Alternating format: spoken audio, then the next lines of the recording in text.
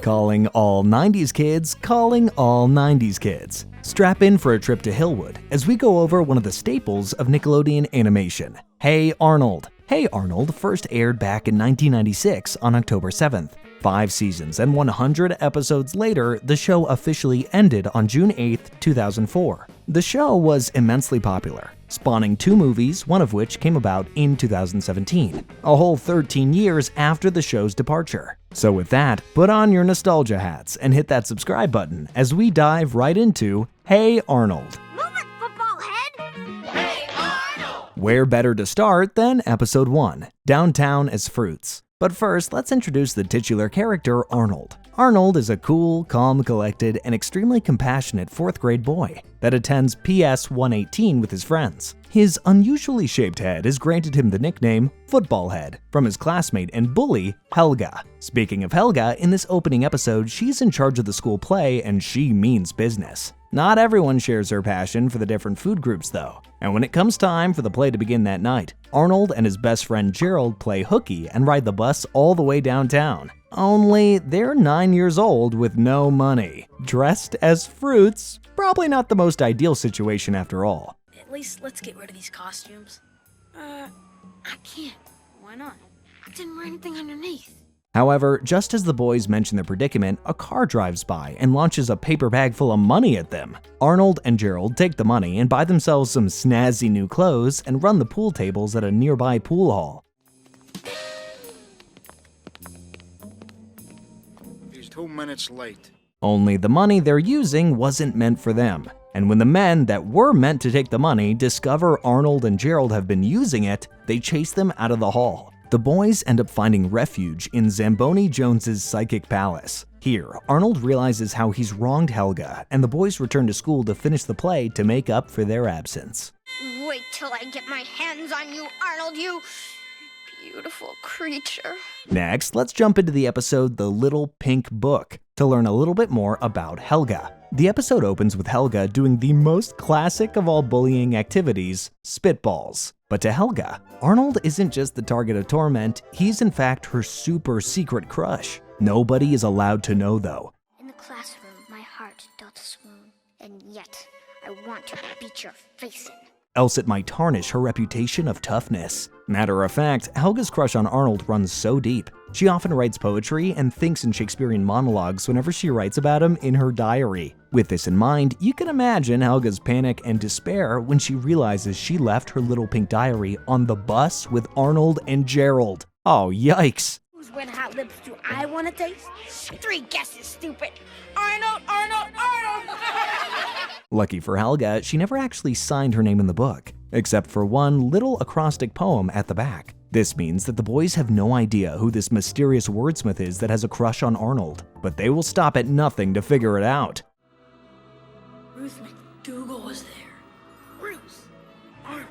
She's in the 6th grade. Arnold and Gerald meet in their lab, aka Arnold's room, and begin conducting their investigation. Unbeknownst to them, Helga will also do whatever she can to get her book back, and hides out all night in Arnold's closet. The following morning, Arnold and Gerald are no closer to discovering the truth. When they arrive at school, Helga tears the acrostic poem off the back page and her secret is safe. For now. This episode, called Stoop Kid, is our first introduction to one of the many urban legends in Hey Arnold. The kids of Hillwood are all about their urban legends, and there are quite a few scattered throughout the series. Arnold's best buddy Gerald is considered the keeper of the urban legends thanks to how well he's able to relay these stories. Sid, another one of the kids on the block, will almost always accompany and announce Gerald when the time comes to orate one of the legendary stories. In this episode, the kid's football ends up lying on the stoop of the fabled Stoop Kid. The legend goes that as a baby, Stoop Kid was left on the same stoop he guards to this very day. He grew to view his stoop as not only his home, but his family. And allegedly, having no family of his own, Stoop Kid grew to be very mean and very protective of his stoop, lashing out at anyone that so much as looks at it. And unfortunately for the kids, their football is stuck on that stoop. And yay, even physical violence. The end. Good job, Gerald. Thanks. Arnold, however, doesn't believe the hearsay and goes up to Stoop Kid to try and get the ball back. Yo, get away from my my stoop! That's right, you! This is my stoop! He does so successfully, but inadvertently embarrasses Stoop Kid in the process. Arnold feels awful for tarnishing Stoop Kid's reputation, so he helps Stoop Kid find the confidence he needs to leave his stoop. I didn't know there was gonna be so many people here. Don't worry about them, Stoop Kid. Just keep concentrated. And overcomes the legend of the Stoop Kid. Wow, I think I've just used the word stoop more times in that summary than I have in my entire life. In the next episode, The Vacant Lot, the kids have been trying to play a game of baseball for a few days. Traffic and other disturbances have prevented them from doing so. That's it. I'm out of here. Let me know when pigs fly so we can finish this game. To remedy their problem, Arnold, Gerald, and all the other kids on the block clear out trash from a vacant lot and set up a makeshift baseball field. They name it Gerald Stadium. I mention this to bring to attention that a key aspect to Hey Arnold are that all of the other kids that make up Arnold's friend group are all friends. There are quite a few of them, and we'll make sure to get to each of them. Strike one. Strike two. Back to Gerald Field, after a full day of baseball, the kids pack up and go home. But the following day, all of the adults have taken over the lot. There are checkers on the pitcher's mound. Ha! King me. After showing how much work they put in to make Gerald Field, the kids win back their vacant lot, and their baseball games can continue. In this episode, door number 16, we get a bit of an insight into where Arnold lives. Sunset Arms Boarding House. Sunset Arms is home to 13 tenants, including Arnold and his grandparents. Under this roof, there are a number of interesting characters. I hate this traffic jam every morning. Hey, 13 boarders, one bathroom. What do you expect? But this episode focuses on the mysterious Mr. Smith. He's a very private individual, having hardly ever spoken to his fellow tenants. He receives his food via dumbwaiter, and even has his own private bathroom. A luxury not known by the other tenants who must share one bathroom in the whole complex. He's just a regular guy, like the rest of us. When a mysterious package arrives at the boarding house, Arnold is determined to keep Mr. Smith's private life private. But he's also very intrigued about who Mr. Smith really is. So with Gerald's help, Arnold conducts an investigation to learn the truth. First, the boys stop off at Toller's Bowlers, the only place Mr. Smith could realistically buy his bowler hats. Climbing these ladders at lunchtime for people. Even though it's the first time in a month, I suppose I should be happy. Their findings run dry at the satellite industry skyscraper, but the boys see Mr. Smith enter a taxi, and so their chase ensues. Arnold and Gerald give up, though, when they spy Mr. Smith boarding a helicopter. Come on, Arnold. No one will know. We can just tape it back up afterwards. Back at the boarding house, the other tenants desire to know Mr. Smith's secret, and has gotten the better of them. They've tied up Grandma Gertie and Grandpa Phil. Things finally come to a head when the tenants open the package and quickly realize the error of their ways. Inside, nothing more than a picture of the tenants labeled family. Package for Mr. Smith. Can I trust you to give it to him? The very next episode, Arnold as Cupid, we meet another resident of Sunset Arms. Someone significantly less mysterious than Mr. Smith, Oscar Kokoschka. Mr. Kokoschka is a man of unknown Eastern European descent and lives with his wife, Susie Kokoschka. Their marriage, however, is far from perfect, and the two fight pretty consistently. In this episode, things blow up, resulting in Susie kicking Oscar out of their room. You cannot stay here! You are not a good person! Not a good person at all! Being the nice kid he is, Arnold allows Oscar to stay with him when the other residents refuse due to Oscar's selfish ways. Very quickly, though, Arnold grows tired of Mr. Kokoschka's lack of empathy. Oscar takes over Arnold's bed, gambles away his CD player, and distracts Arnold from studying. I'll practice now. You can study tomorrow. But Mr. Kokoschka, my test is tomorrow! To remedy this situation, Arnold decides to step in and get Susie and Oscar back together again. She arranges a romantic moonlit dinner under the stars on the roof of Sunset Arms. However, Oscar's clumsy feet and selfishness again prove his undoing. The following morning, Oscar decides to leave Sunset Arms in shame. But just before he can leave, Susie jumps in and offers Oscar money to help out. And when Oscar refuses the money, Susie is surprised that he is thinking of someone else and forgives him, allowing him back home. Oscar, that's the most beautiful thing you've ever said to me. You keep the money? For this episode, Arnold's Christmas, we're putting out a major character lore alert for Mr. Wynn. In this episode, Arnold gets Mr. Wynn as his secret Santa recipient, and he wants to make this Christmas extra special for him. But I got Oscar. I got Oscar too. So did I. What a coincidence! So without raising suspicion, Arnold checks with Mr. Wynn about what he would really like for Christmas this year. That's when Mr. Wynn drops some major lore. About 20 years ago, Mr. Wynn lived in a small village in Vietnam with his daughter, May. At the same time, the war in Vietnam was ravaging the northern half of the country. So, wishing for a better life, he sought out refuge with the US. The only issue was that there wasn't enough room on the chopper out of the village for both of them and his daughter. So, he gave Mai over to the pilot in hopes she might find a better life outside of Vietnam. The pilot announced the name of a city in the US where he could find May, Hillwood. After a terribly long time, Mr. Wynn was able to immigrate to the US, but still has never been reunited with his daughter. Everyone was trying to get out. Everywhere there was confusion. Somehow I got through. This is his one wish for Christmas, to be reunited with May. Arnold dedicates his time to finding May if he can. With Gerald's help, Arnold arrives at the Federal Office of Information to see if they can find anything on May. Unfortunately for them, Mr. Bailey, the department supervisor, won't help unless Arnold and Gerald finish his Christmas shopping. And they do, almost.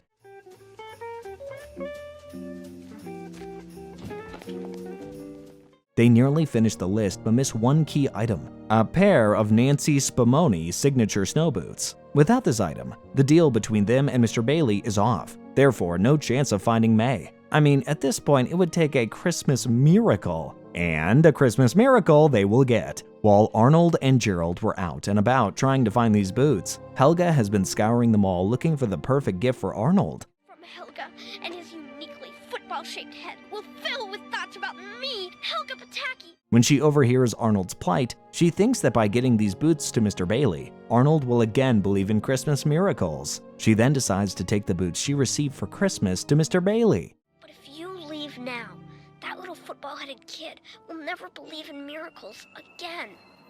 On Christmas morning, there's a knock at the door, and Mr. Wynn is greeted by none other than his long-lost daughter, May. This episode, Wheezin' Ed, is an urban legend alert. We have the legend of Wheezin' Ed. During a day on the pier, Arnold looks over the water at Elk Island, the location of the legend that Gerald will now regale. In the 1920s, during Prohibition, the gangsters known as Wheezin' Ed called Elk Island home. He earned his name thanks to the ominous wheezing he would emit just before coming up behind someone and wringing their neck. Legend holds that his treasure lies buried somewhere on Elk Island, and many have met a grisly end looking for it. The very same island Arnold's looking at right now. What a crack. That island isn't haunted, and there's no Wheezin' Ed. But there be a treasure. Arnold and his friends are always looking for a bit of adventure, so sure enough, they make their way out to Elk Island. Around the same time, two crooks by the name of Vic and Maury are making their way onto the island as well. This whole time, they've been using it as a base of operations for their counterfeit penny scam. Smart move considering nobody goes to the island thanks to the legend. Not so smart because, counterfeit pennies? Sure thing, boys, keep at it. The kids discover the caves where the treasure is allegedly buried, but instead of finding ancient doubloons or millions of dollars, they just find Vic and Maury's counterfeit pennies. And they find Vic and Maury themselves, who chase the kids out of the caves. These look a lot like pennies, only not made as good. What? You mean counterfeit pennies? Yeah. Well, it's not the greatest treasure in history, but I consider that another urban legend debunked at the very least. Our next episode, Pigeon Man, does call for another urban legend alert, but is also one of those really hard-hitting episodes. The legend of the Pigeon Man goes as such. Numerous pigeons began flocking around one specific tenant in the pet shop district. No one was really sure why. That is, until one day, someone caught a glimpse of someone living among the pigeons at the top of the building, named the Pigeon Man. Some say he was half man, half bird. Is he an alien hatched from an egg? Does he eat worms and twigs to sustain himself? Is he a man in a chicken costume?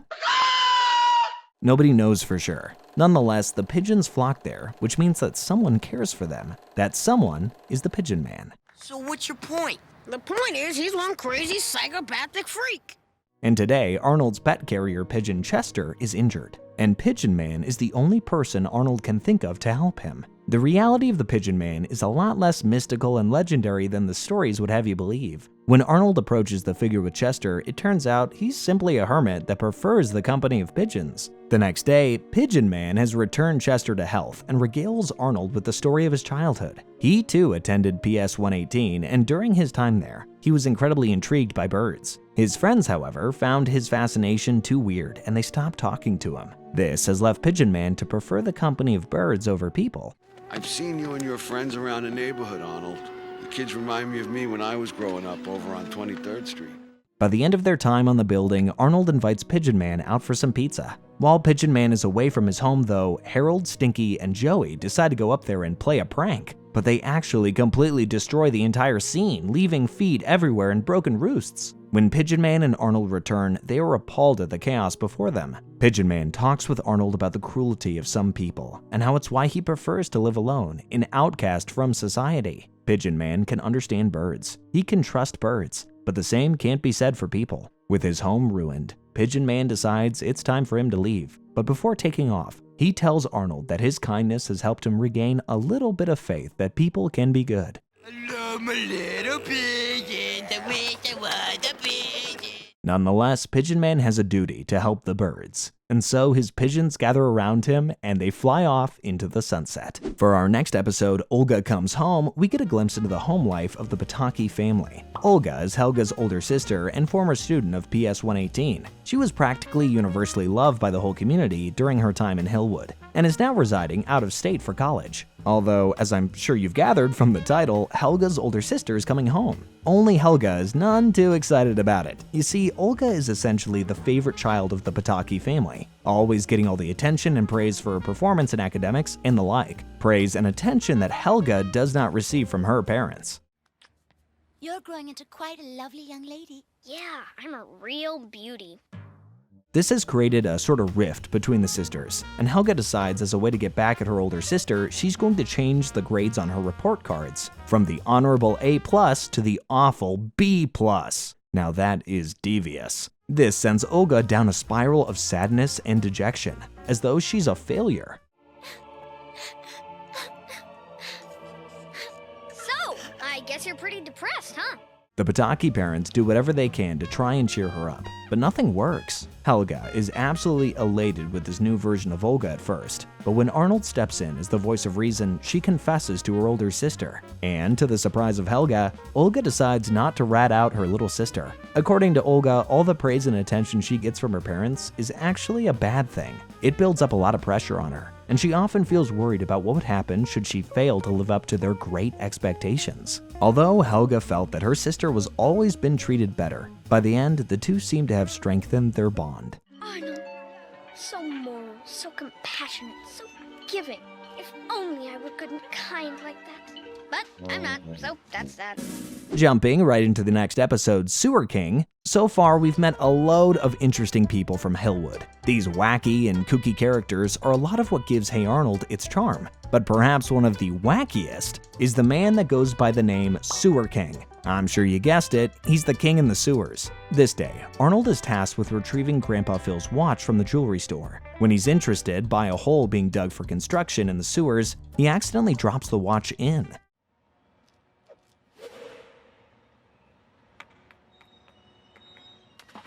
Arnold descends into the smelly underbelly of Hillwood to get the watch back with Gerald. Down there, they discover a rat with Grandpa Phil's watch. The rat leads them directly to the Sewer King. Dangling around the Sewer King's neck is his royal icon, aka Grandpa Phil's watch. To earn it back, Arnold and Gerald must undergo the royal trial, chess. And weirdly enough, we learn in this episode that Arnold is insanely good at chess. He beats the Sewer King over and over, but the Sewer King refuses to give up.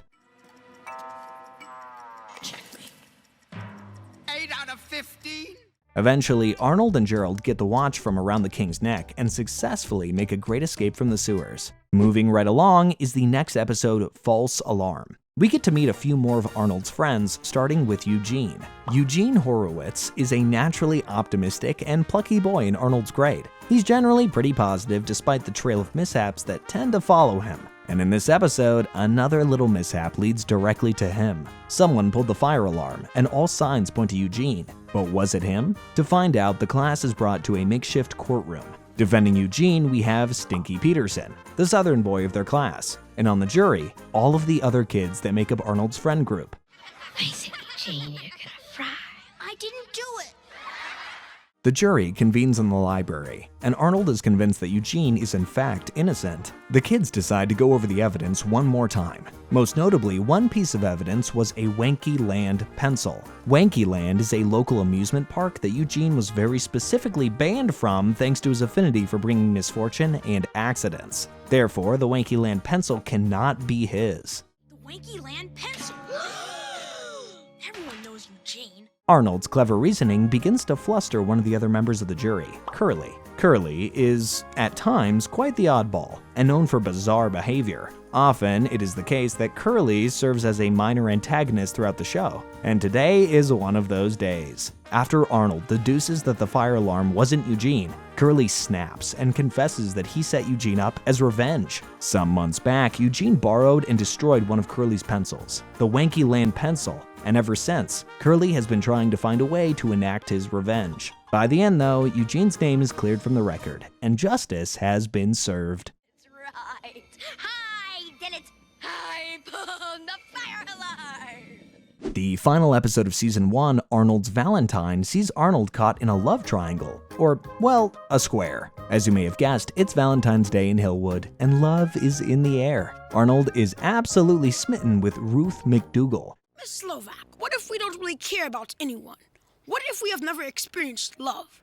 Then you'd be me. Helga wants to find a way to show Arnold her affections, and Arnold's pen pal, Cecil, is on her way to America as a surprise. Yikes. Let's see how this plays out. Well, firstly, Arnold slips a Valentine into Ruth's bag, inviting her out to a romantic candlelit dinner that night. Then, Helga sneaks into the classroom to modify the letter Arnold received from Cecil, to make it sound like she's on the way to America for a different romantic dinner. From there, she plans on disguising herself so that she can get a romantic evening with her secret crush.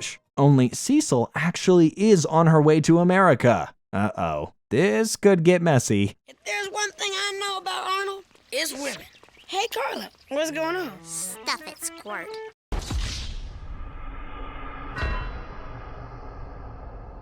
That night at dinner, a disguised Helga arrives at the restaurant, and nearly immediately, Arnold recognizes that something is up. Cecil looks nothing like her photos, and her accent is really American. Cecile? As far as Ruth goes, she has mistaken Arnold for just another member of the waitstaff whenever he arrives to show her to her seat. So it looks like he's stuck out there. And unfortunately, the same striking out fate remains for Helga. She tries to talk Arnold into realizing that he might actually have some feelings for this other girl, Helga. But all Arnold has to say is that she bugs him. Oh, bummer. What I mean to say is perhaps there's a reason why this one certain girl bugs you. And to top things off, Cecil does in fact show up, nearly ruining Helga's disguise. But leave it to Gerald to jump in and save the night. In the end, everybody seems to have, at the very least, learned a little bit more about love. And to not pretend to be somebody else completely in order to go on a date. Well, we'll always have Chez Paris. Au revoir, Arnold. The episode Save the Tree kicks off Season 2 in an environmentally conscious way. Mighty Pete, the largest, oldest, and the only tree in the kids' neighborhood, is a source of pride and joy for Arnold and the gang. Everyone's confident it will stick around until the end of time, so you can imagine their distress when Big Bob, Helga's father, announces its removal for a new Big Bob's Beeper Emporium. Big Bob's Beeper Emporium, and this time I'll be a 50% partner. 20. 40. 20. 30. 20. Deal. The kids, at first, try civil measures to stop the destruction of their beloved Mighty Pete, but when their calls for justice go unanswered, they come to no other choice but a classic sit-in. The very night that the tree is set to be demolished, all the kids sit up in their massive treehouse, refusing to come down. This includes Helga, who feels like siding with Arnold might earn his affection. I hope they stop in time. Gosh, she smells good. When the bulldozer operator goes rogue, Big Bob punches him out of the driver's seat, meaning the massive machine is barreling towards Mighty Pete and the children. If I hit the lever, I think I can stop it. If I hit the lever, I think I can stop it. Not to worry though. Grandma Gertie swings in to save the day, and for their efforts, Big Bob decides Mighty Pete can stay. The next episode, Harold's Kitty, introduces us to the soft side of the otherwise brash Harold. No, we mean it, Sid. He can be kinda nice sometimes. When he finds an adorable little kitten in a trash can, Harold is mean and standoffish as he usually is. But after a while, he warms up to the little guy.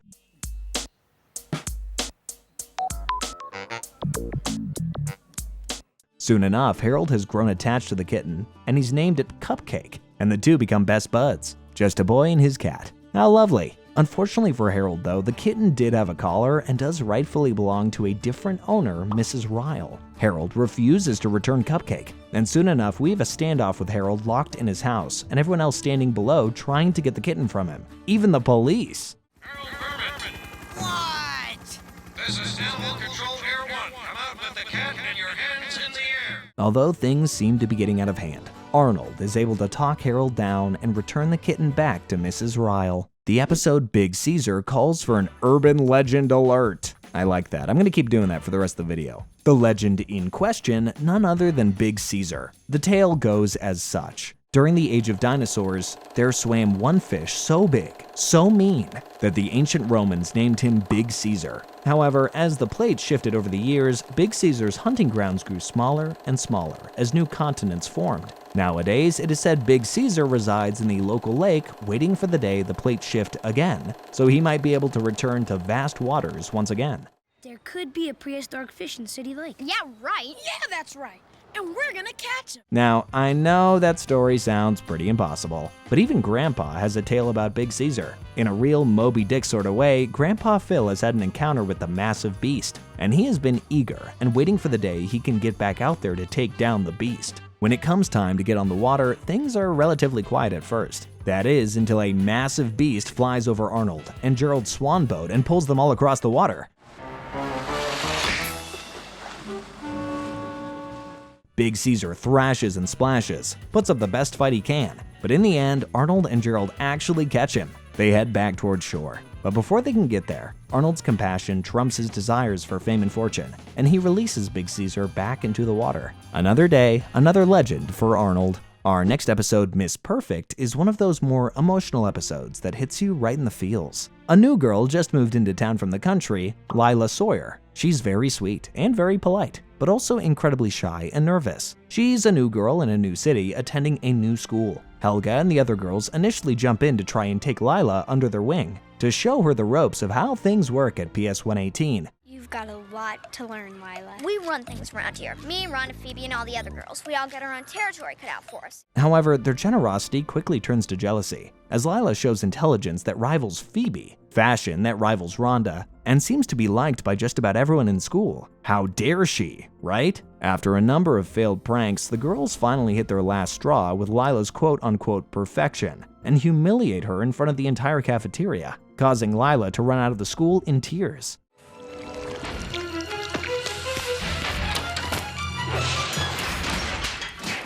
The following day, Lyla doesn't return to school for personal reasons, and Helga volunteers to bring Lyla her homework. And this is where the episode really gets ya. Lyla lives in a rundown apartment with her father, and the girls overhear a conversation held between the two of them. Lyla and her father are already incredibly down on their luck. Her father's jobless, and they're barely making ends meet, resorting to cans of beans for lunch and dinner. The girls' torment, it's only making poor Lyla's life harder. How could we be so mean? The poor kid lying in there scared and miserable. Now, of course, it's not all doom and gloom. Helga and the other girls apologize vehemently to Lyla, restoring their friendship, and Lyla's father receives a phone call telling him that he got the job he was looking for. Episodes like this one are where Hey Arnold really shines. The ones with typical shenanigans, but ones that also hold deeper messages about kindness to one another. Up next, we have Arnold's Halloween, and things are getting intergalactic in Hillwood. This Halloween, Arnold wants to prove that he can celebrate Halloween with the adults. And with the sudden craze of UFO Tonight on TV, Arnold knows exactly how he's gonna do it. Ernie will play the executioner. Wait a minute. You said I was gonna be Frankenstein. Along the same lines, Helga is inspired by her father's Close Encounter story to get her whole class to dress as aliens. That night at the Halloween party, Arnold and Gerald have begun the setup of their ultimate prank. On the roof, they have a gramophone, radios, and broadcasters set up, and down below, their costume classmates approach Sunset Arms. Uh-oh, I think I see where this is going. Now it's opening, and something is coming out. Gerald speaks into the gramophone rigged to amplify into the boarding house, giving false reports of a nearby UFO. And with Arnold's classmates quickly approaching, everyone in Sunset Arms begins to panic. To make things worse, Douglas Kane, host of UFO Tonight, picks up on Arnold's signal, and he too thinks the prank is real. Ladies and gentlemen, I have grave news. Radio transmissions were picked up tonight in the East Side neighborhood. And to make things triply worse, Stinky accidentally causes a citywide power outage when he turns on the lights at the water tower. All of this culminates in a massive panic throughout the whole of Hillwood. People flood the streets running for their lives. Some others, however, seek to take the fight to the aliens. You and me have had this date for a long time, baby. Everything comes to a head at the water tower when a catapult hits the water tower, washing off the makeup from the kids' costumes. Grandma Gertie restores power to the city, and Arnold vows to never pull a prank like that again, despite Grandpa Phil's approval. Our next episode, Phoebe Cheats, will serve as a nice introduction to another of the characters in the show, Phoebe. Phoebe is the brainiac of Arnold's friend group and is more often than not seen at Helga's side. I'm very happy to announce the Citizens of the Month. Phoebe, and Phoebe? Gerald, Nadine, and Harold. The kids are feeling a little poetic this time around for the upcoming poetry contest. We've already seen some of Helga's skills as a budding wordsmith, but what about Phoebe? Well, Phoebe's logic-driven brain makes it a little difficult for her to find metaphors that make real-world sense and work poetically. To remedy this, she looks to the best she can find in her poetry textbook. Due to her desire to be the best academically, Phoebe then decides to outright copy one of the poems from her book. Your name, like a bell. Phoebe goes on to win the Emily Dickinson statue, but the means by which she attains this accomplishment almost haunt her. And to make things worse, because she performed so well, she's now tasked with writing another prize-winning poem in the statewide contest. In the end, Phoebe's guilt and the haunting nature of the statue she won dishonestly overwhelms her, and she fesses up to her teacher. Poor thing. Cheater.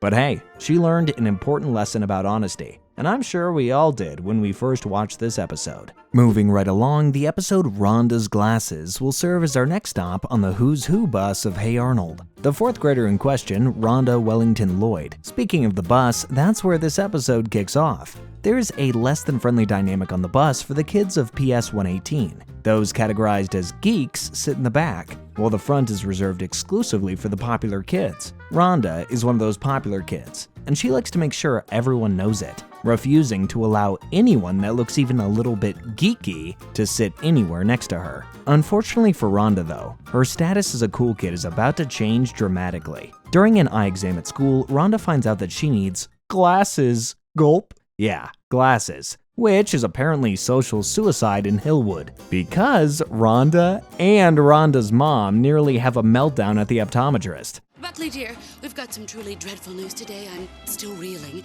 Our perfect little Rhonda needs glasses. And sure enough, the next day on the bus, Rhonda is forced to sit in the back with those she so blatantly disrespected before. But it's not all bad. The geeks are nice kids. I mean, we've got Eugene back there, Sheena, Brainy, oh, and Curly. Let's just ignore the whole revenge thing a few episodes back. I like your glasses, Rhonda. They kind of remind me of my aunt's. Please don't speak to me. You want to borrow my new pocket protector? It's really cool. At first, Rhonda has a difficult time accepting her new status at PS 118. However, after spending some time accepting her new lot in life, she grows to be quite the martyr for the geeks, even being labeled the queen of the geeks. It's about time you show the other kids that below that pencil neck of yours beats a brave heart. And as her first act as queen, Rhonda successfully intermingles the bus seats. Geeks and popular kids alike from hereforth shall live in harmony on the bus to PS 118. Continuing along with the next episode, Helga's boyfriend. I know what you're thinking. Wait, Helga's boyfriend? I thought she had a crush on Arnold. She does, yes, and this whole episode is based on one of Helga's plots to win him over. Alongside this, it serves as a rare Stinky-focused episode. Stinky, the character, not the smell. Inspired by a movie she saw, Helga decides the best way to get Arnold to notice her is to make him jealous by getting herself a fake boyfriend in Stinky. And when I sneeze, give me this handkerchief and say, bless you, darling. And say a lot of stuff like, oh, you're so cute when you're mad. And Things, of course, don't go exactly according to plan for Helga. Poor Stinky does everything in his power to be the best pretend boyfriend that he can for her, but still, nothing seems to faze Arnold. Their failure culminates in Helga firing Stinky from the fake boyfriend position. And in an odd turn of events, Stinky ends up developing feelings for Helga despite her anger tone and rude attitude towards him. Stinky turns to Arnold to help him with this predicament, and Arnold arranges for Helga and Stinky to meet at the park. oh, Arnold, my love, I count the minutes till we meet again. And it better be real soon or I'll pound the little rotorhead. Only Helga is under the assumption that this meeting will be the other way around, and that Arnold will be meeting her, not Stinky. And of course, Helga once again blows off Stinky since her love belongs elsewhere. All's not lost for the Southern lover boy though, because after some words of encouragement from Arnold, he's able to find himself a date with another, maybe a bit nicer, girl. I just can't believe it. Gloria? For our next episode, Harold's Bar Mitzvah, Harold is becoming a man and undergoing the traditional Jewish initiation ceremony, the Bar Mitzvah. The episode opens with Harold being given the history of the Bar Mitzvah and the expectations that will follow him thereafter. Being a man, according to Rabbi Goldberg, is all about righteousness, charity, and prayer, cornerstones of the Jewish faith. These things, while of course very positive, come with a lot of responsibility, something that absolutely terrifies Harold. So much so, he loses sleep at the idea of potentially losing his childhood. I don't want to be a man. I just want to have a party, have fun, and get lots of presents. The following day, Bar Mitzvah Day, Harold becomes so overwhelmed at the prospect of growing up and becoming a man, he runs away from the synagogue to live on Elk Island, where he can live free of responsibility. Along the way, he runs into Arnold, who tries to convince Harold to return to the synagogue, to no avail. While Harold awaits for the bus to the docks, he worries constantly about the three cornerstones Rabbi Goldberg mentioned before: righteousness, charity, and prayer. These are things he doesn't believe he has within him. However, as the day goes on, Harold proves time and time again that he does. He helps a lost boy find his mother, righteousness. He solves a dispute between two children fighting over a popsicle by giving up his own, charity. And finally, he fends off a potential mugger by saying his prayers, which is, well, prayer. I don't think I've ever seen you give up a popsicle before, Harold. Yeah, well, those kids wouldn't shut up. Essentially, all of these virtues and responsibilities that Harold is so worried about come as almost second nature to him. He doesn't even realize it, and by the end of the day, Harold returns from the docks to undergo his ceremony at his bar mitzvah.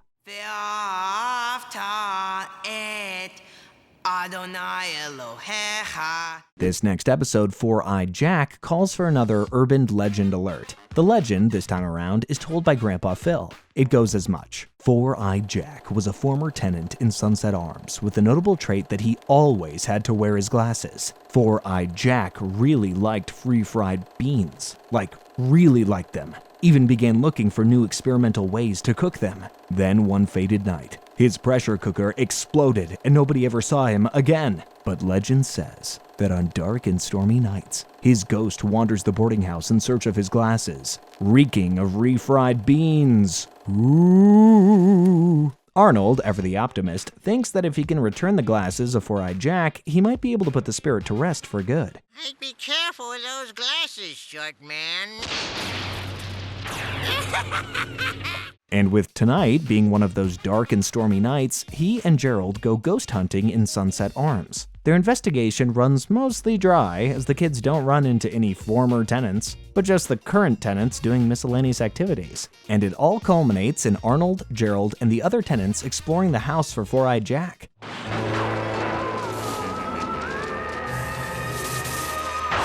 By the end, they don't discover any ghosts, only that Grandpa Phil has a super secret bathroom in the basement, a really nice one at that. So yeah, definitely no ghosts in Sunset Arms, right? This next episode, Helga Blabs It All, kicks off season 3 with a love bomb from Helga. Well, an accidental one. I'm telling you, Doc, This Arnold guy, he's been on my mind morning, noon, and night for the past 6 years. Loopy from Laughing Gas, Helga calls Sunset Arms and leaves a message for Arnold, spilling all the beans about how she truly feels about him. But when she comes to, she realizes the embarrassing gravity of what she's done. Helga goes into panic mode and sneaks into the boarding house to erase the tape by disguising herself as a campfire lass, the Scottish Hillwood equivalent of Girl Scouts. What do you say we step into my office? That's a funny place for an office. Unhand me! Inside, Helga enacts the ultimate heist, dodging and weaving anyone that may potentially see her by hiding in the ventilation ducts. Oh my god. Finally, after nearly blowing her cover, Helga manages to secure the tape from the answering machine and escapes from Sunset Arms with her ultimate secret still intact. Well done, Helga.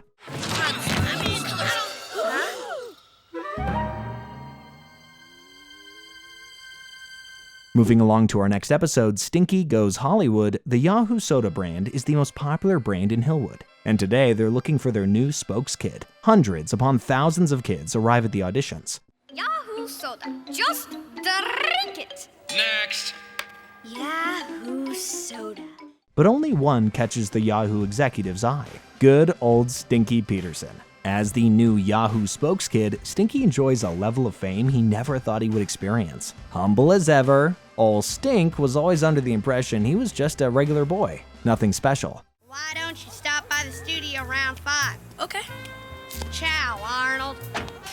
Ciao, Mr. Arnold. But all of this Hollywood stardom treatment makes him feel as though he was meant for something great. What's better, he doesn't seem to let it go to his head too much. A few autographs here and there, but that's all. However, all of this comes crashing down when Stinky and Arnold overhear the executives speaking about the real reason they chose Stinky in the first place. He's goofy, he's dopey, and most of all, he's someone to laugh at. What a cruel thing to say. It's hilarious. A quote-unquote yahoo selling Yahoo. We're gonna make a fortune off him. Refusing to be a laughingstock, Stinky decides that he's not going to let the words of the executives get him down. When it comes time to sign the $1 million contract, Stinky stands his ground and denies the offer. Say what you will about Stinky, he is certainly a boy of principle. Lots of people got pride, but I got $1 million worth.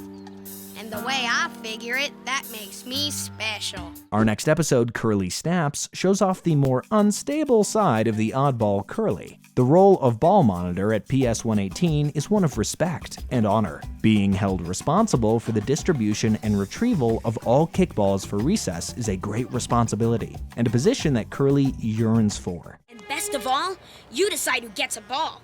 That commands some hefty respect, doesn't it? He might even say that it's a role that belongs to him. So you can imagine Curly's anger upon finding out that Sid will in fact be the next week's ball monitor, and not him. Okay, come and get him. But today is my day. Well, actually, I wouldn't be surprised if you couldn't imagine his anger because Curly goes absolutely off the deep end. In a fit of rage, Curly takes the bag of kickballs and locks himself inside of Principal Wirtz's office. We've got a standoff, folks. Get back! Back, I say! I think Curly's finally snapped. With a nearly endless arsenal of kickballs and a locked door, Curly stands on top of the food chain at PS 118 for the moment, and he will be heard. Despite Principal Wirtz's best efforts at scaring Curly out, Curly stands strong. And defiant he remains until Arnold and Mr. Simmons approach with a calmer, more sensitive disposition. With his demands set and opinion heard, Curly allows Arnold, Mr. Simmons, and Sid into Principal Wirtz's office for a negotiation. It's just Curly, Principal Wirtz, and they're just kickballs. They're not dangerous. To end this whole debacle, Sid will finish off his week as ball monitor, and Curly will be granted the role for the next week. Simple as that. Lesson learned, however, you never know when Curly might just snap. Our next episode, Career Day, the kids of PS 118 are taking a day out of class for a twist on the classic Career Day. Now, usually, for a Career Day, students' parents would show up and talk about what they do for work. But this time around, the kids are going for a ride-along. While his classmates get to tag along with exciting careers, Arnold is assigned to ride with the local ice cream man. Not the most intriguing option, I'd say, especially since the ice cream man is a really crabby person. Oh, and by the way, kids, your career mentor is going to grade your performance at the end of the day, so remember to stay on your best behavior Willie, the ice cream man, firstly makes Arnold sit in the freezer, then refuses to allow Arnold to handle the money or even talk to the customers. How is Arnold meant to learn anything about being an ice cream man if he can't participate? Not that Willie is particularly good at his job either. He's mean to the kids, doesn't get the orders right, and more often than not, drives away when someone wants ice cream. Hey, you gave me strawberry. I wanted chocolate. This same day, Willie's boss comes by and tells him that since his sales are so low, he has to sell all of the ice cream in his van or he loses his job. This is where Arnold comes in to help. In exchange for a good grade on his career day paper, he will help Willie learn how to become a good ice cream man. Arnold goes on to teach Willie about the key aspects to selling ice cream: respect, a positive attitude, a clean truck, and most importantly, that every customer matters.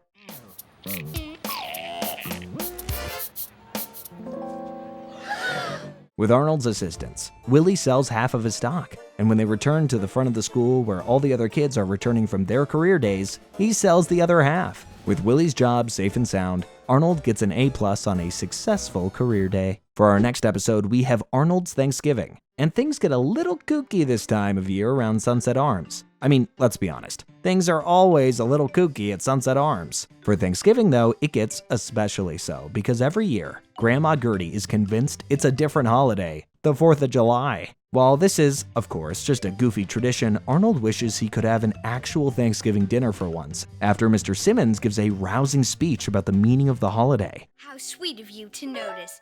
Can we eat now? As far as Helga goes, we've sort of come to understand how her family dynamic works. In a lot of ways, she's invisible to her family, never getting the attention or praise like her sister does. For her, there really isn't a lot to be thankful for this Thanksgiving.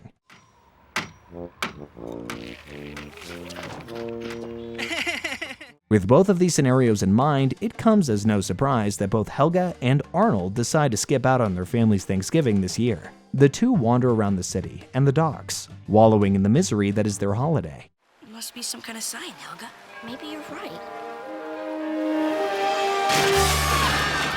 In their wanderings, though, they come across a seemingly happy family in the window, the family of their teacher, Mr. Simmons. Their teacher, being as caring as he is, welcomes Arnold and Helga into his home for the festivities. However, while here, it becomes clear that even Mr. Simmons' family is wildly dysfunctional as well. This crushes Helga and Arnold, who wish desperately for nothing more than a happy and cheerful holiday. But some helpful words from Mr. Simmons reminds the kids that while his family may be chaotic and dysfunctional, they're his family, and he loves them nonetheless, which is exactly what Thanksgiving is about. I only hope I'm not too late. Great, these are great. Get these plastered up on every telephone pole in the city. The two kids return home to their families and enjoy their holidays with a new gratitude. And besides, by the end, Grandma Gertie realizes the 4th of July is months away. 4th of July? What are you talking about, Arnold? In this next episode, Part-Time Friends, Arnold and Gerald's friendship hits a bump in the road. The boys are looking for a couple of extra bucks so they can afford to fix their roller skates and mitts. So they jump in to help out at Mrs. Vitello's flower shop. Mums like a healthy drink too, the daisies also, but they're delicate. Be careful. They both prove to be incredibly capable employees. Arnold excels at creating flower arrangements, and Gerald is excellent at handling money and the customers. They work together like two peas in a pod. Unfortunately, Mrs. Vitello suffers a bad fall that leaves her out of work for a week, so she leaves the store to Arnold and Gerald. Don't thank me, you boys deserve every penny. Well, see you Monday, Mrs. Vitello. Specifically, Gerald is left in charge of the store itself. This only slightly bothers Arnold at first, but when Gerald lets his newfound position of authority go to his head, things explode between the two lifelong friends, and Arnold leaves the store. Arnold, you're wasting flowers, you're wasting time, and most of all, you're wasting money. For a long while, the two refuse to speak to one another, even going so far as to sit on opposite lunch tables at school. Oh man, this is getting serious. However, after a talk with Grandpa Phil about the time that he lost his best friend under similar circumstances, Arnold decides he values his friendship with Gerald too much to let it fade away. Tell me about it. Sitting next to you is my worst nightmare. Arnold then returns to find Gerald struggling to keep up with customer demand. The boys set their differences aside and work together to help each customer, and their best friend status is restored. Alright, our next episode is Girl Trouble. We all know Helga's brash way of avoiding admitting her crush to Arnold. Arnold, darling, hand me that brush. Yes, Angel. There's a love. Well, it seems like Helga's continuous picking and prodding has finally gotten the best of Arnold, and he's grown quite tired of the bullying. Arnold seeks the advice of Grandpa Phil for his girl troubles. What were you like when you were a little girl, Grandma? Well, I think I was quite sweet. Well, I can't remember anything before last week, actually. And Grandpa regales us with his own story of a girl who was quite mean to him, someone by the name of Gertie. According to Grandpa Phil, back when they were little kids, Gertie was incessantly mean to him, just like how Helga is mean to Arnold. While Grandpa Phil never explicitly states that it was because Gertie had a crush on him, it's heavily implied. You know, considering they've grown old together and all that. Come on, Arnold, she always picks on you in particular. Sometimes I see her jumping rope in front of the house like she was waiting. The next day at school, while the kids are working on a crafts project, Arnold and Helga get into a fight about some paint. The two tug back and forth on the paint can, and when it spills on Arnold, he lashes back by throwing paint onto Helga. Where is my kind and thoughtful, generous Arnold? The boy who always turned the other cheek. After calling Helga, Arnold feels like this whole debacle is behind him, and that Helga might be finally off of his back. But Grandpa Phil and Grandma Gertie know those two are going to be going back and forth for a long time. In the next episode, School Play, the students of PS 118 put on their rendition of Romeo and Juliet. And who better to lead in a Shakespearean play than Helga? Well, unfortunately for Helga, she's only given the role of Juliet's fourth understudy behind Rhonda, meaning she's fourth in line to the sacred throne that is Juliet. I'll be Juliet to Arnold's Romeo when we take our final bow. As far as Romeo goes, none of the boys want to play the illustrious part on account of the kiss at the end of the play. That leaves Mr. Simmons with no choice but to essentially beg Arnold to take the role. But wait, with Arnold playing Romeo and the big kiss at the end, surely Helga will do whatever she can to take over the role of Juliet, right? Right. The play's the thing, the way for me to finally tell Arnold how I feel about him. Throughout this episode, while Arnold has a tough time practicing for his role, Helga is going around trying to get the other girls to drop out. Firstly, she convinces Rhonda by showing her a hideous dress and claiming it's her costume for the play. Rhonda, being ever the fashionista, decides she'd sooner drop out of the play than be seen in public with that. Really sorry, Mr. Simmons, but I'm going to have to back out of playing Juliet, on religious grounds. This then leaves the role to Sheena, and immediately Helga gets to work trying to convince Sheena to drop the role. She does so by appealing to Sheena's more squeamish side, exaggerating the gruesomeness and violence of the play, and ultimately convincing Sheena to drop the part. Perfect. You can start with this. It needs a lot of work. The role then goes to Phoebe. To get Phoebe to drop, she gets in her head about being on stage in front of so many people. What if she forgets her lines? What if she freezes in front of the entire student body? And of course, with Phoebe's shy and soft-spoken nature, she drops the role. What if you're suddenly struck with an attack of stage fright and you just freeze out there? This only leaves one other classmate for Helga to get through, Lyla. However, Lyla isn't as susceptible to manipulation as her counterparts. In fact, Lyla seems to see right through Helga, calling her out for having a crush on Arnold. After Helga begrudgingly admits the truth, Lyla drops from the role, meaning Helga is now Juliet. Oh, and remember, if you tell anyone, I promise. The kids then put on a surprisingly exceptional rendition of the famous Shakespeare play, especially Helga as Juliet, which, in all honesty, comes as no surprise given her subdued poetic nature. And by the end, Helga shares the kiss she dreamed of with Arnold.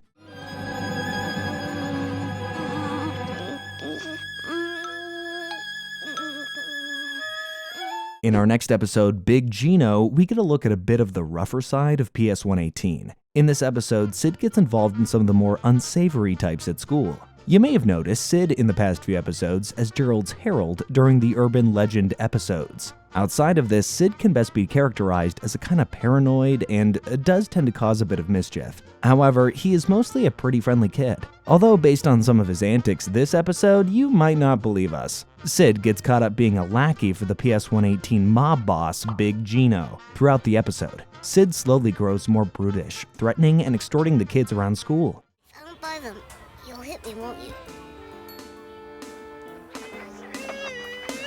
He seems a little too far gone in the mob life, until Big Gino asks him to do something he would never even consider, giving Arnold a swirly. Gino orders this from Sid as a test of loyalty, and he's very hesitant at first. Just one quick swirly. It's just a little dip. You're in, you're out. It's no big deal. Please? When push comes to shove, Sid shows Gino that his true loyalties lie with his friends, with Arnold, and he takes the swirly himself.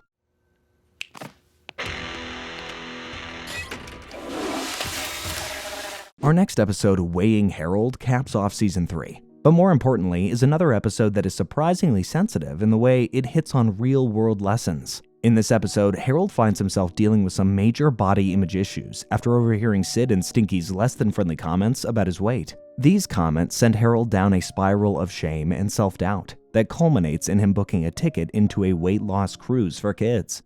And you want to get thin the fun way? Call us now at 1-800-I-AM-HUGE. That's 1-800-I-AM-HUGE. Upon his return, however, Harold ends up being bigger than when he left, and all the kids are shocked at his dramatic transformation. Once again, sending Harold down a spiral of shame and loathing. He locks himself in his room and doesn't come out. That is, until Arnold arrives to see if he can make Harold feel a little better. With Arnold by his side, Harold reveals that he had never had any thoughts about his image before. But once he overheard the things people were saying, he lost it. And I'm just a big, dumb, giant, fat freak! And that is when Arnold hits us with yet another important life lesson. It doesn't matter what everyone else thinks about how you look. It's about what you think. It's all about self-love, essentially. And with this in mind, Harold finds the courage he needs to get back to his old self. The self that he did love. I can't believe it. Harold, you look fantastic. It's like you're wasting away. Our next episode, Back to School, kicks off Season 4 with some Grandpa Phil lore. The episode opens with Grandpa Phil having difficulty helping Arnold with his long division homework. As it turns out, Grandpa never finished the 4th grade because the Great Depression forced him to drop out. Over at PS 118, Principal Warts agrees to let Phil enroll in class. And when it comes to his education, Phil makes sure to take it seriously and absolutely excels. We were talking about decimals in long division. Did you say long division? So much so, Phil jumps ahead 2 grades. However, the kids in the 6th grade class are significantly less accommodating and friendly than those in the lower grades. The difficulties that Grandpa Phil have in the 6th grade are much less academic and more social. To get back at the particularly intimidating 6th grader that harassed him, Phil adopts a tough guy persona. Hey, Connie, Maria, what's shaking, ladies? Grandpa, where are you going? This new persona, while it does well to get over the bullies, has a negative impact on Phil's grades as he skips school and plays pranks. This cycle only ends when Arnold jumps in and confronts Grandpa Phil about his behavior. Thanks to this intervention, Grandpa Phil refocuses and applies himself properly, finally earning that grade school diploma that evaded him all those years ago. The sum of the square root of any 2 sides of an isosceles triangle is equal to the square root of the remaining side. In your face, once. This next episode, Deconstructing Arnold, gives the perfect glimpse into just how giving and compassionate Arnold is with his friends. Or maybe just how reckless his friends are. Either way, I'm sure you've noticed how, more often than not, Arnold is the calmest kid and the voice of reason throughout all of his friends' antics. Well, in this episode, Arnold is told to mind his own business and let everyone just do their own thing. Really, Arnold, you are quite the busy one. Yeah, you're a regular nosy Parker. Without Arnold's advice available, the kids get caught up in a cacophony of problems. Firstly, Harold and Stinky nearly seriously injure Eugene when they fiddle with his bike and cause him to crash into an aggressive dog's yard. Rhonda finds herself inadvertently confessing her love to Curly, despite the fact she was trying to do the opposite. And Sid gets mixed up by breaking Lorenzo's phone, which he stole. Yikes. These kids sure know how to get into trouble.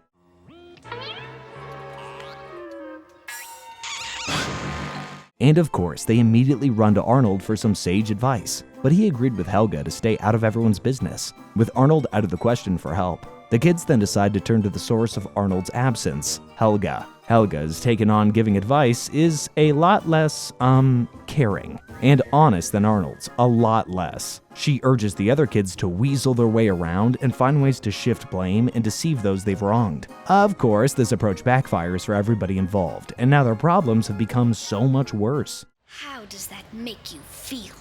Give Daddy some sugar.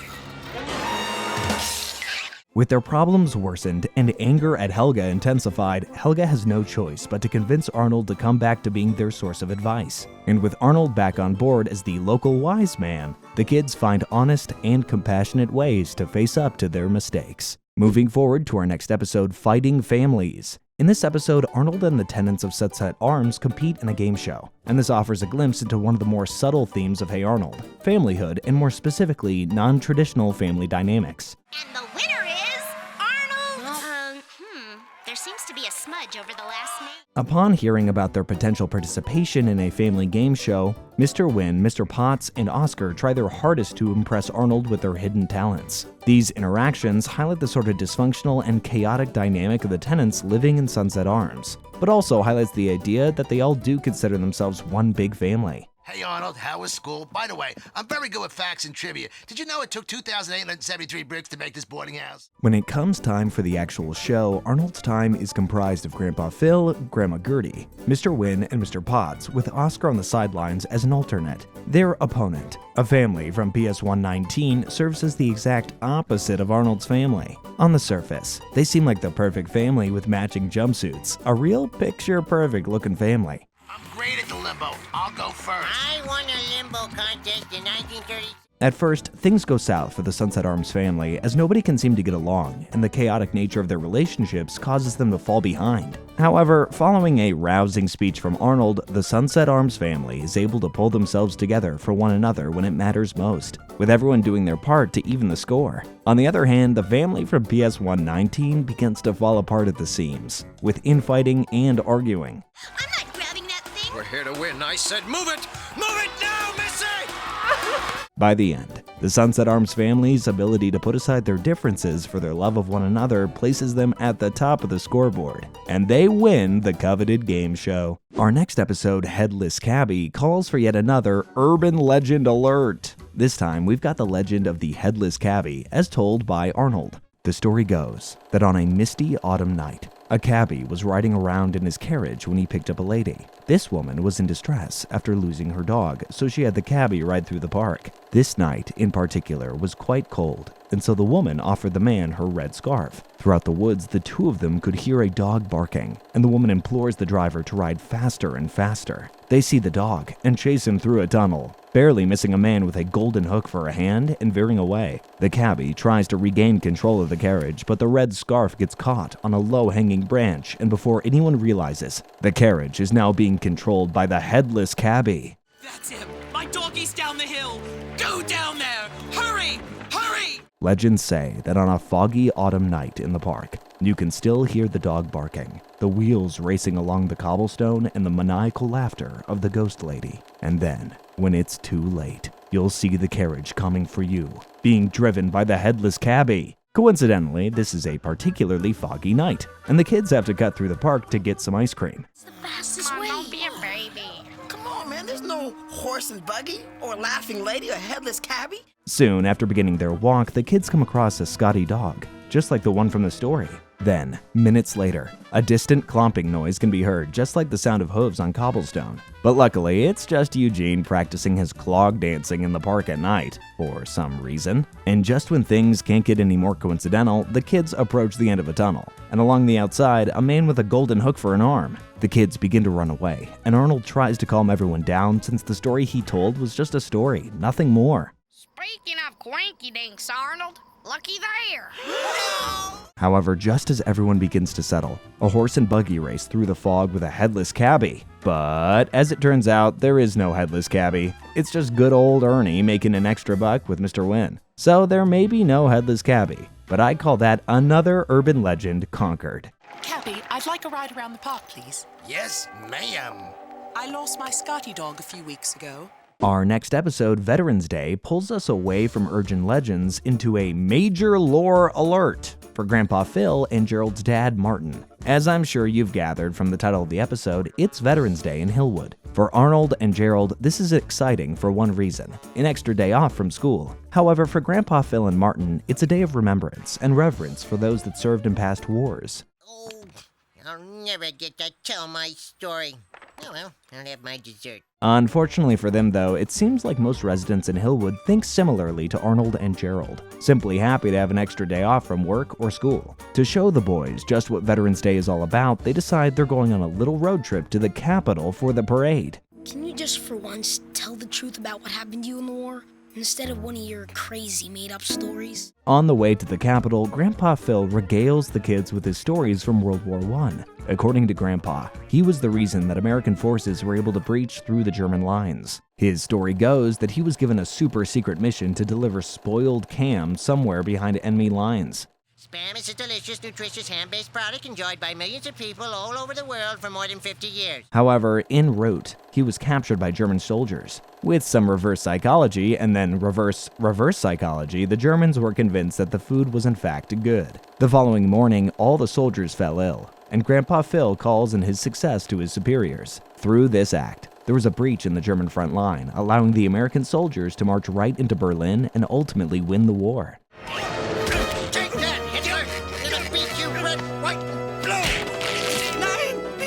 Gerald's dad, Martin, then jumps in and tells his story of his time during the war in Vietnam. But his is a lot less dramatic. Martin never actually went to the front lines, since his training was never fully completed. Because of this, his experience with Vietnam was primarily from behind a desk as a file clerk. While that may not be the most adventurous of war stories, Martin does go on to tell about a time he had to travel north, where a battle had just occurred. While there, he saw the after effects and met someone named Private Miller who was injured. Martin did what he could to help the private by making a makeshift bandage out of his papers. Arnold and Gerald both find themselves almost disappointed by these stories. Arnold because he knows that Grandpa Phil has a tendency to over-exaggerate, and Gerald because he feels like his father's experience with war was almost boring. I really want Gerald to understand what it means to serve your country. That it's not about being a big hero, but doing your best. The next day, though, at the Veterans Day Parade, Phil shows Arnold the monument erected in his honor, and Gerald sees that his father saved that young Private Miller. By the end of the day, both boys find that Veterans Day isn't just about an extra day off.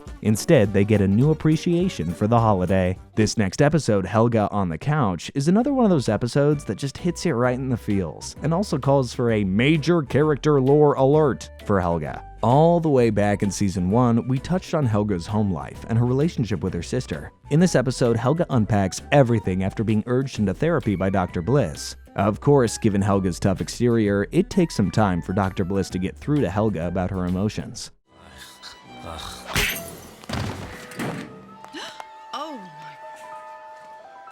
However, after allowing Helga to get comfortable, she begins to speak on what her life is like at home, especially in regards to her sister. As we touched on earlier in the video, Helga is ignored by her parents in favor of her perfect sister. In her words, Helga feels like nobody in her own house. This feeling of her invisibility in her own home isn't exactly new either. They never listened to me. I think I'd go crazy if it wasn't for Arno. Arno. When discussing her relationship with her father, Helga tells a story of how her father blew off taking her to preschool so that he could spend more time with Olga. Hey, who's taking me to preschool? Yeah, in a minute, Olga. No, I'm Helga, Dad. This left little Helga forced to walk to preschool. Helga then trudged through a rainy day covered in mud, walking through alleys just to get to school at such a young age. Clearly, Helga's neglect at home has been going on for a long time. Following this story, Helga gets into the details about her crush on Arnold, with a family that hardly pays her any mind. Arnold proved to be the only person that ever showed her any sort of kindness, all the way back in preschool. Hi, nice bow. Huh? I like your bow because it's pink like your pants. This may be where Helga's crush began, but it's also where her need to keep it a secret and her aggressive attitude stems from as well. One day, preschool-aged Harold caught a glimpse of Helga's affections and started to make fun of her for it. The entire class erupts in laughter directed at Helga, but instead of being embarrassed, she stood up and threatened Harold and everyone else in class. From that day forward, Helga was at the top of the food chain with her class. I love you, Arnold, and I want to marry you.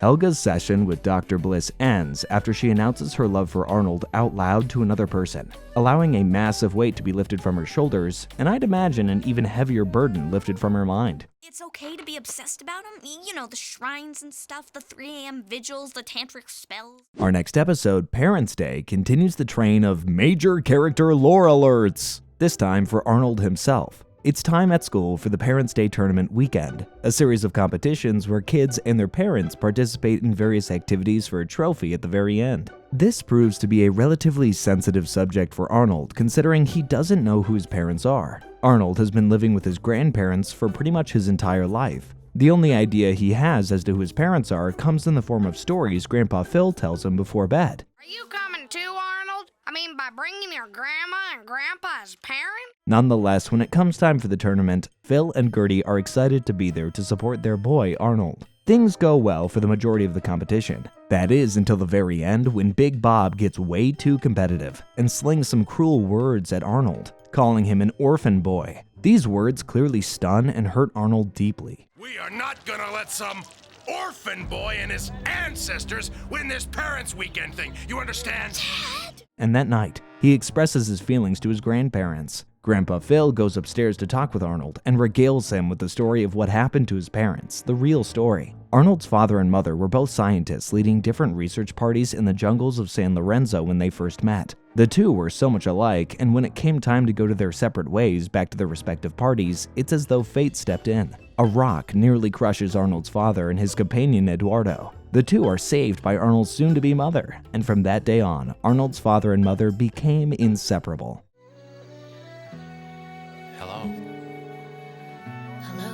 As far as what happened for them to leave Arnold, the story goes as such. While Arnold was still a toddler, Eduardo approached Arnold's mother and father for aid back in San Lorenzo. There's a group of indigenous mountain people that are suffering from a grave illness, an illness that only Arnold's mother and father can cure. Though they initially decline since they have a baby to look after, they are ultimately swayed to return to the jungle to help where they can. And that was the last anyone ever saw them. It was supposed to be just a week-long expedition, but nobody's heard from them since, and their plane was never found. After learning the truth of his parents' disappearance, Arnold realizes that despite the fact that Grandpa Phil and Grandma Gertie aren't his real parents, they've done nothing but love and support him no matter what.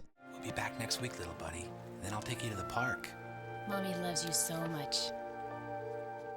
So they return to the Parents' Day Tournament. They end up losing to Phoebe's family, but Arnold is just so happy to participate nonetheless. Still, there's always a little bit of Arnold that wonders about his parents, and the episode closes on his dream of flying his parents' plane into the sky. Don't worry, I'll give you a second here to wipe the tears from your eyes. I definitely need a second. Our next episode, Stuck in a Tree, kicks off the final season. In this episode, poor unlucky Eugene finds himself stuck in a tree with no easy way down.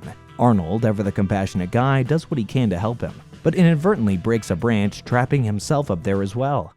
How long did you say you waited until I came by? Oh, not more than 2 or 3 hours. Hours pass by before anyone comes to that side of the park, and their new savior, Harold. Only Harold, too, gets himself trapped up there as well. Yikes. You guys are so stupid. Getting stuck in a tree. Now introducing another member of the PS118 student body, Chocolate Boy. Chocolate Boy, likes chocolate a lot. And you know, that's kind of it. Right now, though, Chocolate Boy is the kid's only hope to get down from the tree. You know, if he can avoid the temptation of chocolate. Hours pass with no sign of Chocolate Boy. The boys begin to fear the worst, imagining Hillwood progressing years and years into the future with him still stuck in the tree. Imagining all their friends growing old with no idea that they're still stuck up in the branches.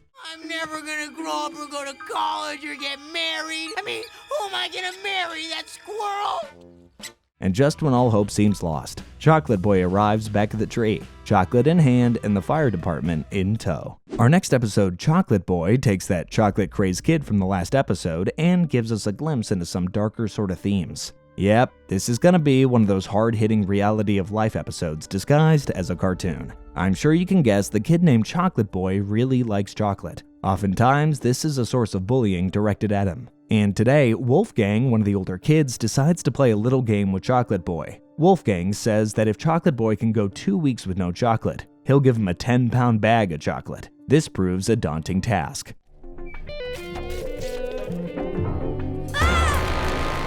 So Chocolate Boy enlists the help of Arnold to get through the 2 weeks. It's a rough time, but ultimately with Arnold's help and support, Chocolate Boy makes it the whole 2 weeks. However, upon receiving the 10-pound bag, Chocolate Boy devours it on the same day. Desperate for more, Chocolate Boy goes so far as to dance for Wolfgang for malt balls and even sift through garbage just for a single lick of chocolate. This proves to be Chocolate Boy's tipping point. He doesn't like how he's essentially become a clown to the other kids, nor does he enjoy the fact that he's willing to stoop so low as to rummage through dumpsters.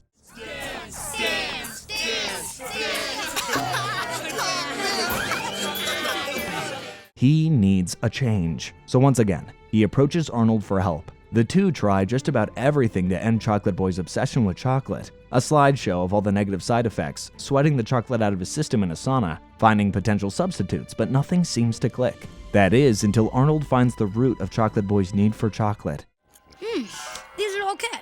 They're pretty good, but they make me think about chocolate. He eats it because he misses his old nanny that treated him very well. Before she left for Delaware, she gave preschool-age Chocolate Boy a bag of chocolate. Ever since, he's eaten chocolate as a way to remember her, in hopes that she might one day come back. This realization on Chocolate Boy's part proves to be the push he needs to get off chocolate. And in the end, Chocolate Boy may need to find a new name because he's officially cleared of his obsession.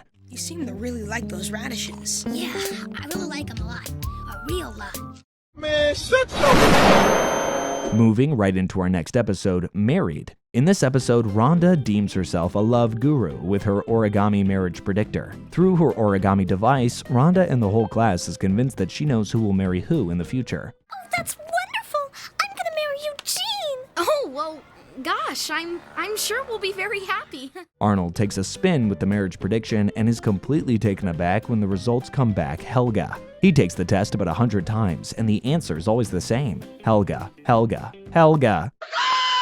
Helga Pataki. One more time. No, Arnold! You've done the test 110 times! She overhears Arnold's results, and knowing Helga, she reacts opposite to how Arnold does. Completely delighted and swooning. Clearly, this origami prediction impacts both Arnold and Helga a lot. That night, they both dream about the potential future they'd have together. For Helga, everything is just one big fantasy full of love and romance. She dreams of a large extravagant wedding in France, one where Arnold vows his undying love to her. The two have a glorious honeymoon in the city of love, and Arnold sways the advances of Lyla.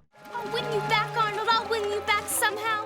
Wait, I just remembered I can't swim. Helga's dream life continues with her becoming president of the United States, with all her friends being different members of her staff.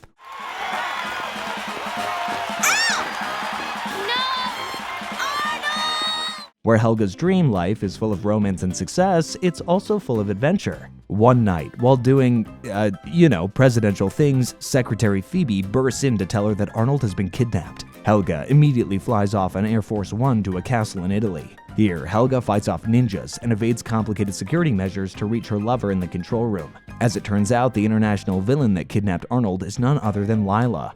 I told you I loved you, but you shunned me. I tried to forget about you just ever so hard, but I couldn't. Gerald and the U.S. Secret Service arrive to evacuate President Helga and First Man Arnold via hot air balloon, and the reunited couple share a romantic moment together. Now, while Helga's dream is one of love, romance, and adventure, Arnold's is more of a nightmare. Arnold dreams of his wedding being confusing and scary, one where Helga practically tricks him into saying I do. Here comes your bride, Lyla. No such luck, football head. As far as their home life goes, Arnold and Helga live at a home with the Pataki family. Helga insists on staying home while Big Bob Pataki tells Arnold he has to work in his beeper warehouse. Arnold works grueling shifts and comes home to 3 crying children with no help from Helga. Arnold dreams that his future with Helga is one of chaos and cold-heartedness on Helga's part. But things actually take a turn when Arnold calls out Helga's subdued kindness and compassion. The Pataki house fades around the dream, and Helga's softer side begins to come out. However, just before Helga can admit her love for Arnold, he is woken up by his alarm. With the dream over, Arnold finds that he has a lot to think about, and that maybe marrying Helga wouldn't be as bad as he thinks.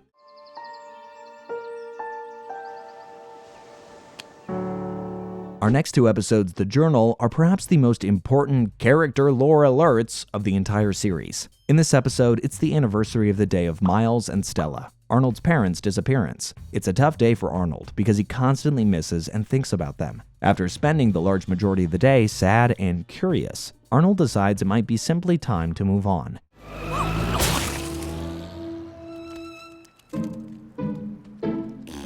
So he packs all the things he keeps around that reminds him of his parents, and he moves them into the attic, including his hat. Yeah, the hat. this is getting pretty serious. While putting the box away, Arnold stumbles upon a journal, his father's journal. The journal details the stories of Miles' time in San Lorenzo, starting with the day he met Stella. We mentioned before how the two met in San Lorenzo on research, and this holds true. Miles was an anthropologist conducting research in the area, and Stella was a botanist and a physician seeking to bring medicine to the indigenous people of San Lorenzo. Of course, the two very quickly fell in love with one another and went on a lot of wild adventures. Maybe she thinks I'm a goof. Oh well, call me a romantic, but I think we're perfect for each other. During one of these adventures, they're saved by a mysterious individual, one of the Green-Eyed People, the original inhabitants of San Lorenzo. As a way to thank the Green Eyes for saving their lives, Miles and Stella recover an ancient relic called La Corazon from La Sombra, a dangerously wicked pirate. After all this adventure, the journal continues about Miles and Stella's wedding day. It's a beautiful ceremony in the jungles of San Lorenzo, and as a thank you for returning their relic, the Green Eyes give Miles and Stella a piglet, who would grow up to be the family pet, Abner. Well, what are we waiting for? Let's fire up the grill. No, we can't eat her. She's a gift. On their honeymoon, Miles and Stella are approached by Eduardo. The Green Eyes have been struck by a grave illness and have to return to San Lorenzo, leaving us with a cliffhanger for Part 2. For The Journal Part 2, Miles and Stella arrive back in San Lorenzo to help the Green-Eyed People with the illness. Stella determines that it is a sleeping illness that is affecting everyone, and she knows just the serum to make in order to cure the Green-Eyed People's ailment. The nose whisker of a wild Bolivian boar and the root of a Panamanian sapote tree. Right. Sounds easy. The two of them gather all the ingredients they need and they place the serum at a stone monument. A few nights following, Miles and Stella learn that they're pregnant. On the day of the birth, things seem to go horribly awry. Miles, Stella, and Eduardo are cut off in the jungle thanks to an erupting volcano. So not only do they need to find somewhere for Stella to lie down, they also need to run for their lives. While on the precipice of disaster, Miles seen green smoke in the distance coming from a temple of the Green Eyes. Laid out inside the temple is a bed, as though they were waiting for Stella. The eruption grows stronger and more deadly, but in a sudden moment, everything falls quiet, except for a crying baby, Arnold. It was my dad's name. Arnold. I can't believe they didn't name you Phil. Arnold's arrival into the world very definitely shook things up for Miles and Stella in the best way possible. However, the jungle really isn't the best place to raise a newborn, so after an incident with a snake, Miles and Stella decide to move back to the States to Hillwood. Of course, everything from there is history, but the journal does in fact confirm that the story told by Grandpa earlier in the series was in fact true. He's a stupendous guy. Brilliant, funny, handsome, erudite, classy. Really the perfect... Grandpa!